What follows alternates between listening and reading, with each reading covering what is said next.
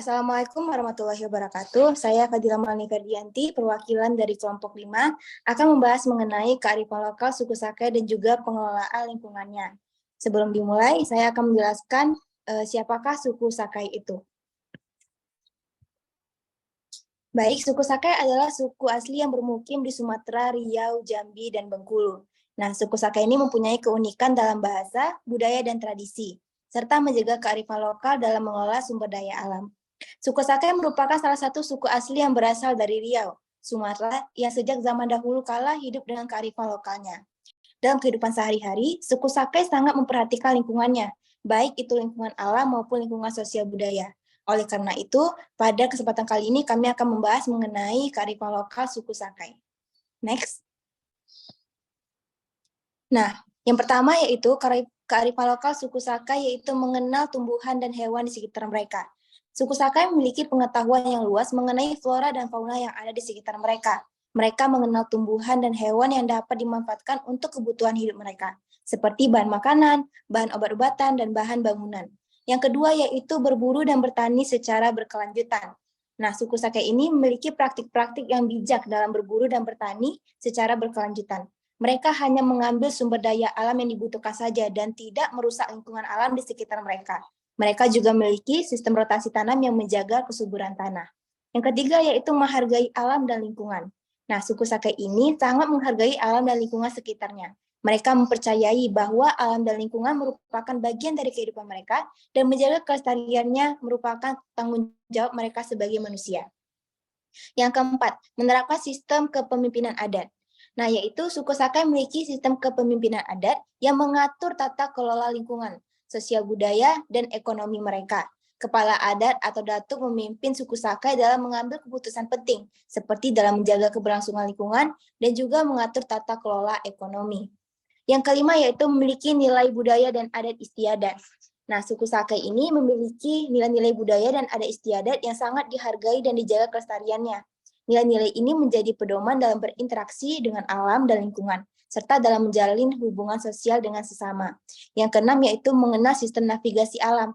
Nah, di sini suku Sakai mengenal sistem navigasi alam yang memungkinkan mereka untuk bergerak di alam bebas tanpa bantuan teknologi modern. Jadi beberapa kegiatan dari suku Sakai ini masih menggunakan teknik tradisional. Mereka mengenal arah mata angin, pola cuaca, dan bintang-bintang untuk menentukan arah lokasi di alam bebas. Next. Selanjutnya, pengelolaan lingkungan suku Sakai. Yang pertama itu kearifan lokal dalam ekologi dan lingkungan. Nah, suku Sakai ini memiliki pengetahuan luas mengenai flora dan fauna di sekitar mereka. Mereka berburu dan bertani secara berkelanjutan, lalu memiliki sistem rotasi tanam untuk menjaga kesuburan tanah, serta memiliki sistem navigasi alam untuk bergerak di alam bebas. Nah, jadi suku Sakai ini hidup di hutan tropis yang sangat lebat dan masih terjaga. Mereka hidup dengan cara berburu, bercocok tanam, dan memetik hasil hutan. Namun, dalam memanfaatkan sumber daya alam, suku Sakai sangat memperhatikan kelestarian lingkungan alamnya. Mereka tidak sembarangan memanen hasil hutan seperti buah-buahan ataupun tumbuh-tumbuhan dan obat-obatan. Mereka hanya memanen hasil hutan seperti buah-buahan dan tumbuhan yang diperlukan saja dan yang sudah matang, sehingga sumber daya alam tersebut dapat terus tumbuh dan berkembang. Next. Yang kedua yaitu kearifan lokal dalam sosial budaya. Suku Sakai juga sangat memperhatikan aspek sosial budaya dalam kehidupan mereka. Mereka menghargai alam dan lingkungannya, memiliki nilai-nilai budaya dan adat istiadat yang dijaga kelestariannya, lalu menerapkan sistem kepemimpinan adat. Setiap kampung memiliki pemimpin yang disebut dengan Tok Batin. Nah, Tok Batin ini merupakan sosok yang sangat dihormati oleh seluruh anggota kampung karena memiliki tugas yang sangat penting dalam menjaga keharmonisan kampung. Mereka juga memiliki adat istiadat yang harus dijalankan oleh setiap anggota di kampung. Nah, adat istiadat tersebut sangat dihormati oleh suku Sakai dan diwariskan dari generasi ke generasi berikutnya.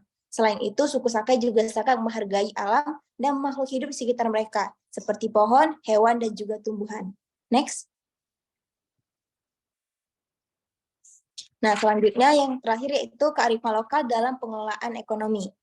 Nah, suku Sakai ini menggunakan sumber daya alam secara bijak, memiliki sistem perdagangan tradisional yang adil, dan juga memiliki keterampilan dalam kerajinan tangan dan seni.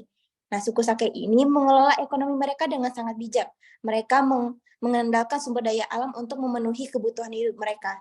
Mereka memanfaatkan hasil hutan untuk dijual atau ditukar dengan barang yang dibutuhkan.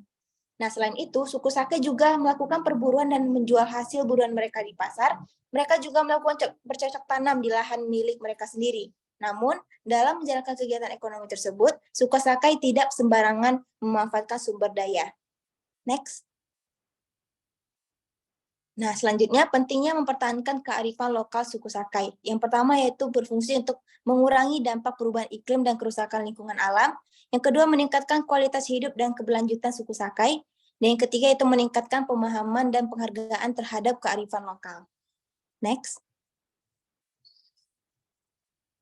Nah, sebagai penutup, suku Sakai memiliki kearifan lokal yang unik dan bijak dalam mengelola sumber daya alam, sosial budaya, dan ekonomi mereka. Penting untuk mempertahankan dan menghormati kearifan lokal ini untuk menjaga keberlangsungan lingkungan dan kesejahteraan suku Sakai. Maka demikianlah presentasi mengenai kearifan lokal suku Sakai yang ditampilkan oleh kelompok 5. Saya sebagai perwakilan kelompok 5, mohon maaf apabila ada kesalahan. Saya akhiri. Wassalamualaikum warahmatullahi wabarakatuh. Waalaikumsalam warahmatullahi wabarakatuh.